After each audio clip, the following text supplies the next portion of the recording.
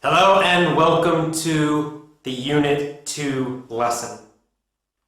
In this lesson we're going to talk about two very important parts of pronunciation. Perhaps the most important part of English pronunciation, in fact. Now, a lot of people who are English learners have problems with English pronunciation, and especially with being understood, especially being understood by native speakers, Americans, Canadians, British people, etc. And I know that a lot of learners worry about specific sounds. Some people it's the R and the L sound. For some people it's the TH sound. For some people it's different vowel sounds. But what most learners don't realize is that the biggest problem of all, the reason that people don't understand you, it's usually not some small specific sound. It's actually something much bigger, and that is rhythm. Rhythm.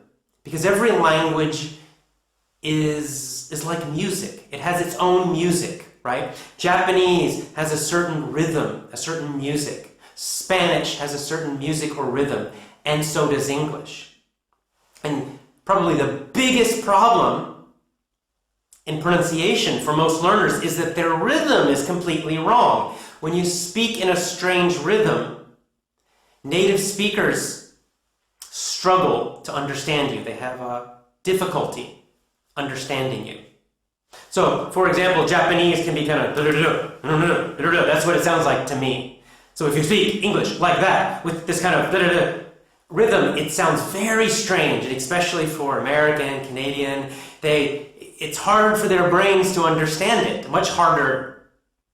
So getting the rhythm, the music of English correct, it's a huge improvement. It will help you be understood much better. Your accent will sound so much better just by improving your rhythm. And of course, the speed of speaking is part of rhythm. Because sometimes in English, we say certain phrases more slowly. We might stretch them out. And others we might say quite quickly and push them together. It's part of the rhythm also, speed and rhythm. That's what you're going to practice, and that's what you're going to train in this unit. So, how are we going to do that? When you think of rhythm, the first thing I want you to focus on are the pauses. The natural pauses of English. See, we do not speak any language, and certainly not English. We do not speak the language word by word, pronouncing each word individually and equally. That sounds strange. That's a very strange rhythm.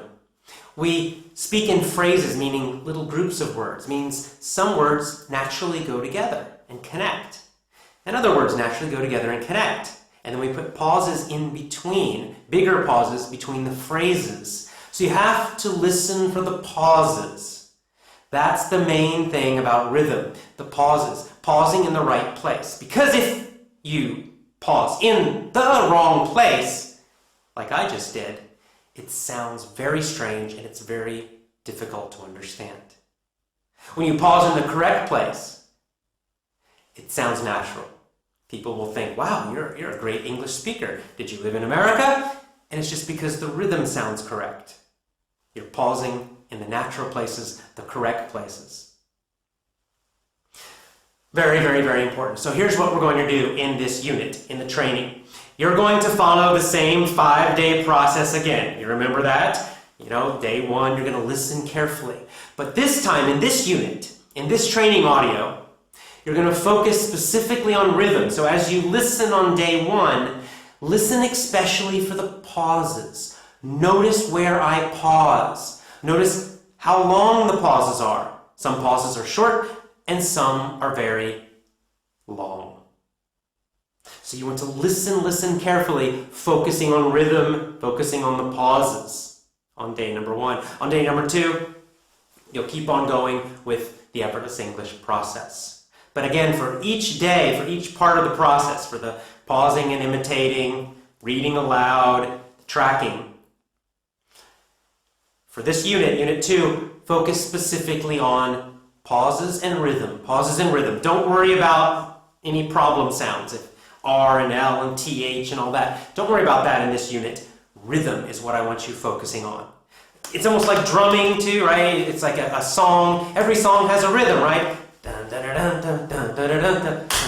can almost clap with it. That's rhythm. Well, that's what I want you to focus on in this unit. So you're going to follow that same 5-day process in the audio and try to match your English-speaking rhythm to mine.